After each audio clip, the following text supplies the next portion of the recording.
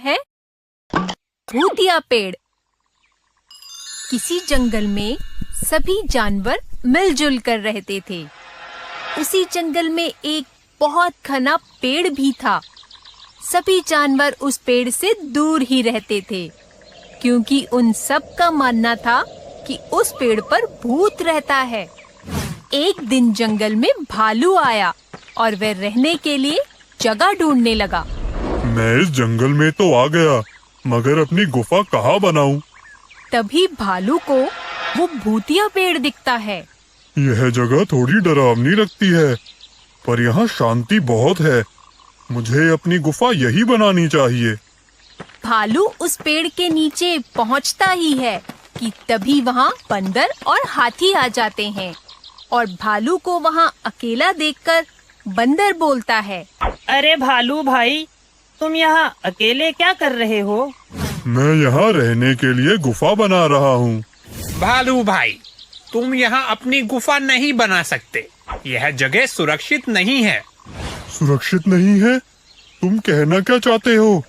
हाथी भाई ठीक बोल रहे हैं। इस पेड़ पर तो भूत रहता है।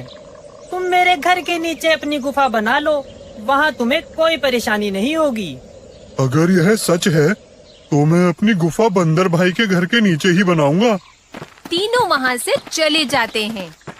भालू अपनी गुफा ठीक उसी पेड़ के नीचे बनाता है जिस पेड़ पर बंदर रहता था।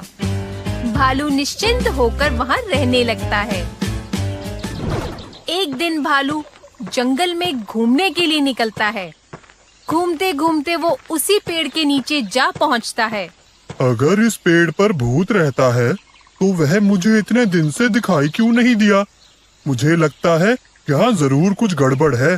भालू के ऐसा कहते ही पेड़ के ऊपर से आवाज आती है, तुम यहाँ आ तो गए हो, लेकिन जा नहीं पाओगे। मैं तुम्हें खा जाऊंगा। कौन है यहाँ? मैं इस पेड़ पर रहने वाला भूत हूँ। भालू डर कर वहाँ से भाग जाता है। भूत भूत, भागो भागो। अपनी गुफा में पहुंचकर भालू बंदर को बुलाता है। अरे भाई, क्या हुआ? क्यों चिल्ला रहे हो? बंदर भाई, मैंने अभी भूत देखा, वही उस पेड़ के नीचे।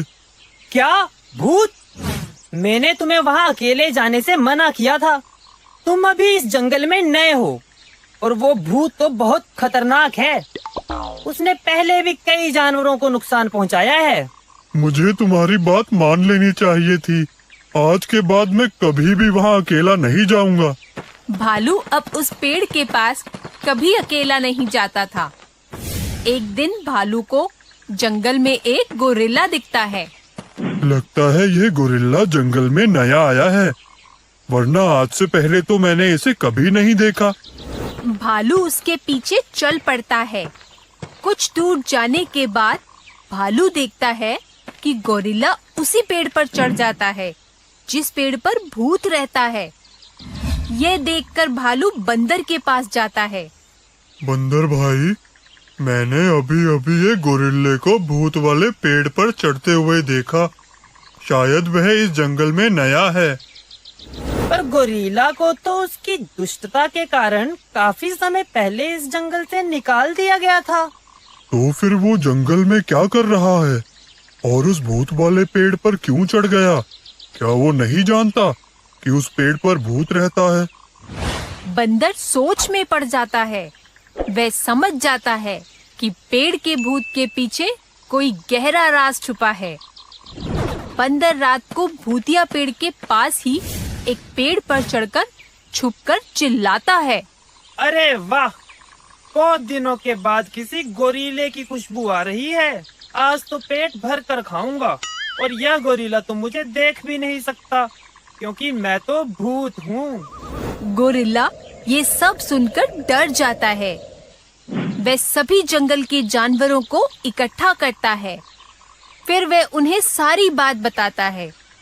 बंदर अभी भी उसी तरह से चिल्ला रहा होता है, आज तो मैं गोरिल्ले का मांस खाकर ही पेट भरूंगा।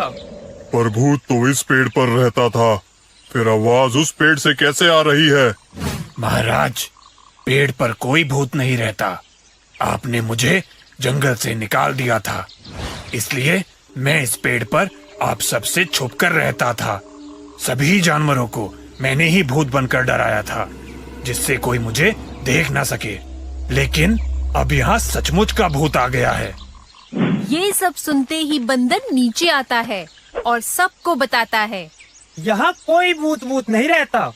पेड़ पर रहने वाले भूत का सच सामने लाने के लिए ही मैं भूत बनकर इसे डरा रहा था, ठीक वैसे ही जैसे इसने हम सबको डराया था।